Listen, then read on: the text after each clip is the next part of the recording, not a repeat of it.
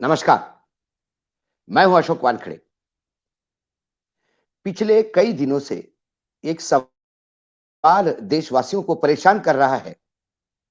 जो आदमी हर बात पे बोलता है, साइंस पे बोलता है, टेक्नोलॉजी पे बोलता है, आध्यात्म पे बोलता है, पुराणों पे बोलता है, भाषा शास्त्र पे बोलता है, सैन्य शास्त्र पे बोलता है, सभी चीजों पे महारत हासिल करने वाले हमारे देश के युग पुरुष, जिसे बीजेपी वाले कहते हैं, ऐसे महामहिम नरेंद्र मोदी मणिपुर को लेके पिछले 2.5 महीने से मौन व्रत धारण करे बैठे हैं।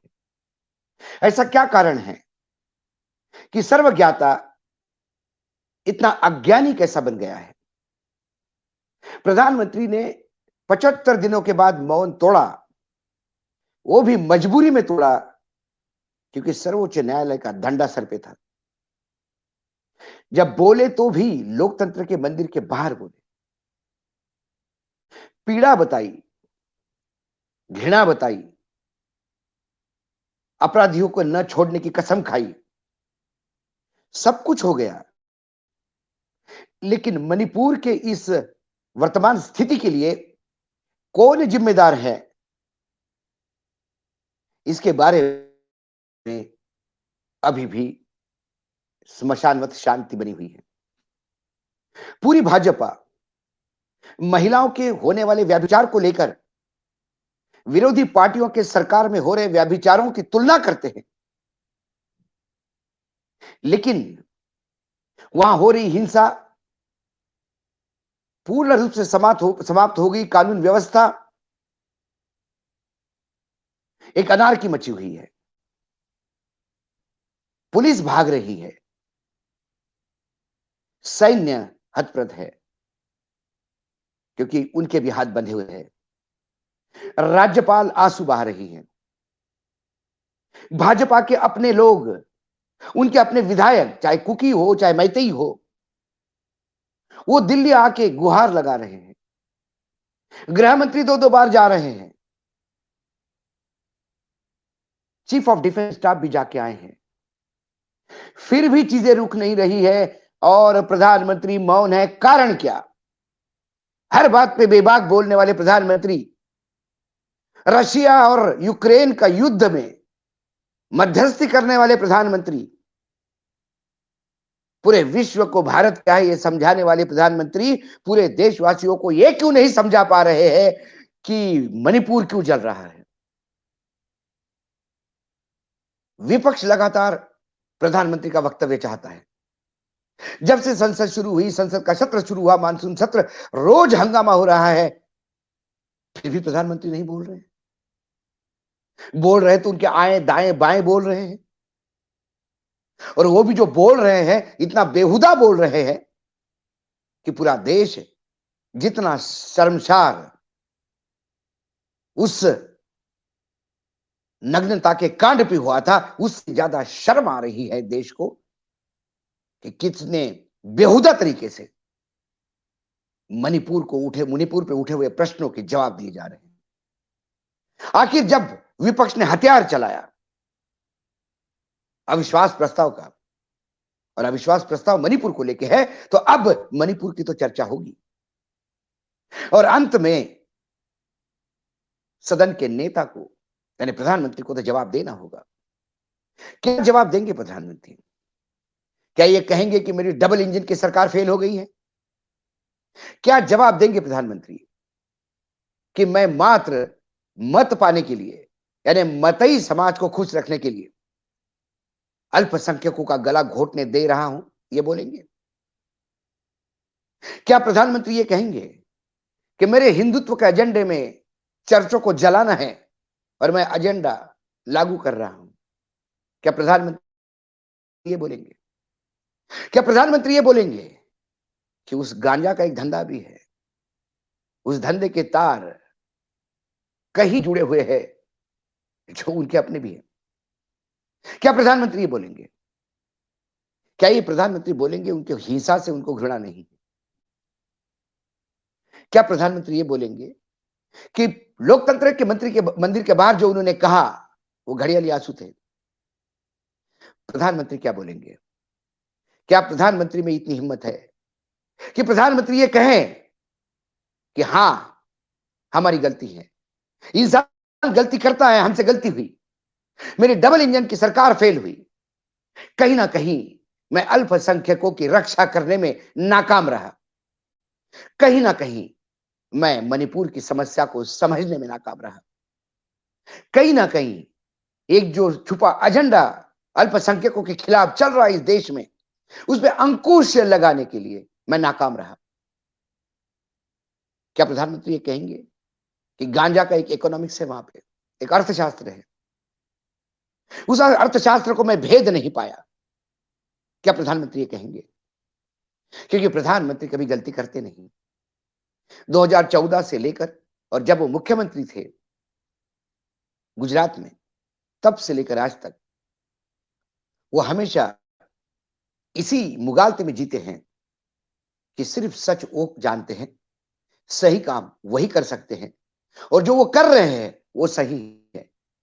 चाहे फिर इसका देश का नुकसान हो, उस प्रजा का नुकसान हो, राष्ट्र का नुकसान हो, उन्हें उससे कोई लेना देना नहीं, क्योंकि उन्हें अपनी स्वयं की छवि की चिंता है। इसीलिए चाहे नोटबंदी हो, जो पूरी तरह से विफल हुई हो, उसका भी क्रेडिट लेने का प्रयास किया जा सकता है।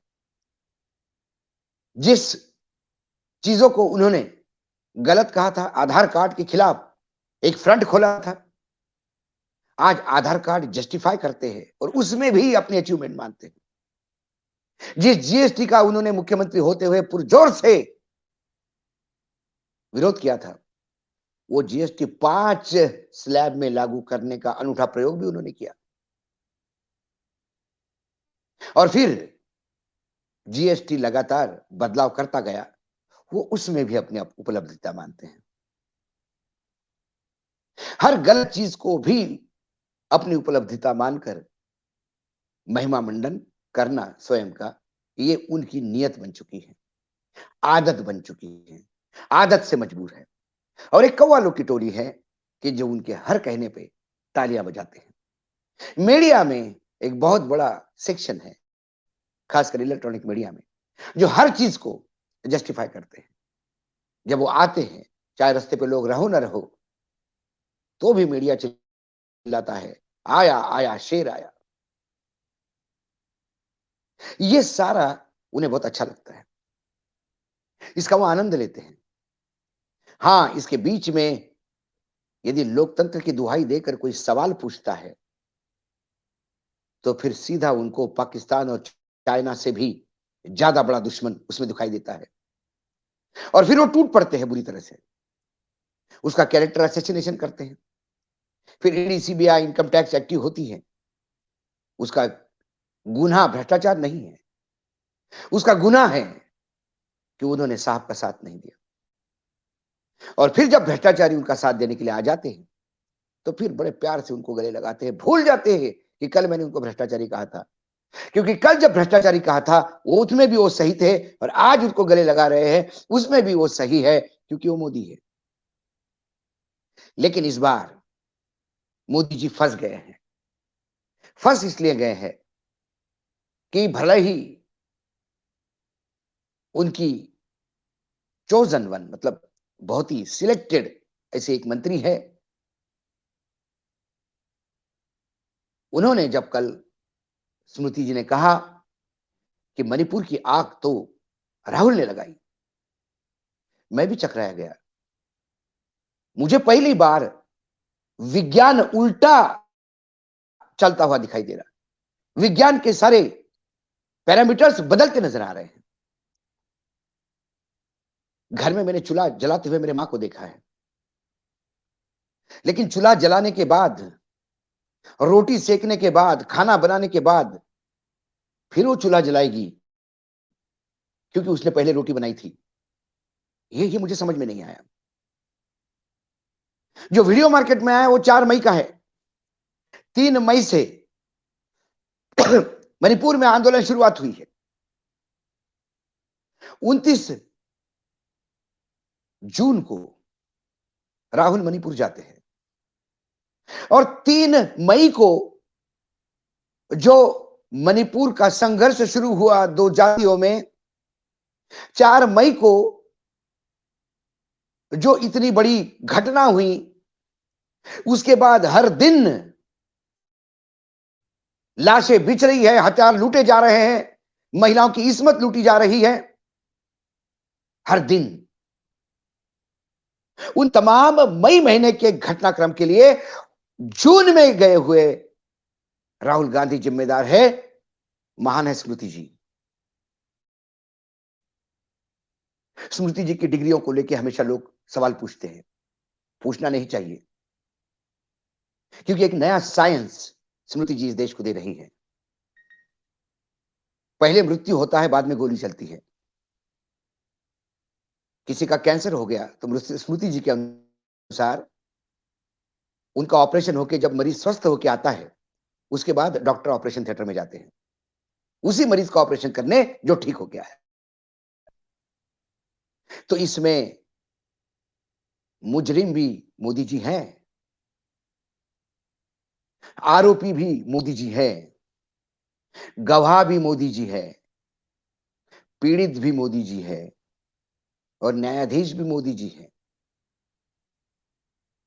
इस केस में सारे जितने प्रूफ है वो सब मोदी जी के खिलाफ है।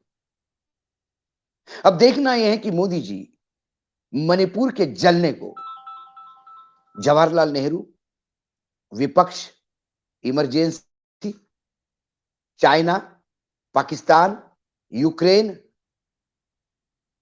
या फिर महाभारत रामायण तक ले जाते हैं और अपने आप को पाक साफ बताने की बात करते हैं। लेकिन मैं बार बार कहता हूं, इस देश की जनता अशिक्षित हो सकती है, मूर्ख नहीं। वो सब जानती है, ये जो पब्लिक है ये सब जानती है अंदर क्या है बाहर क्या है।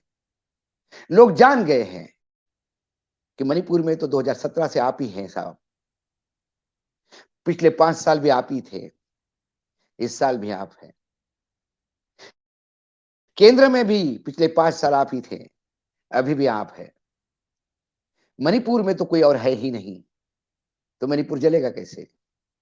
मणिपुर तो आप ही ने जलाया, मणिपुर आप ही से संभला नहीं गया, क्योंकि आप देश की चिंता नहीं करते, सिर्फ वोट बैंक की चिंता करते हैं, चुनाव जीतने की चिंता करते हैं, बहुसंख्यकों की चिंता करते हैं और सबका साथ सबका विकास जैसी ढकोसलेबाजी की बात करते हैं।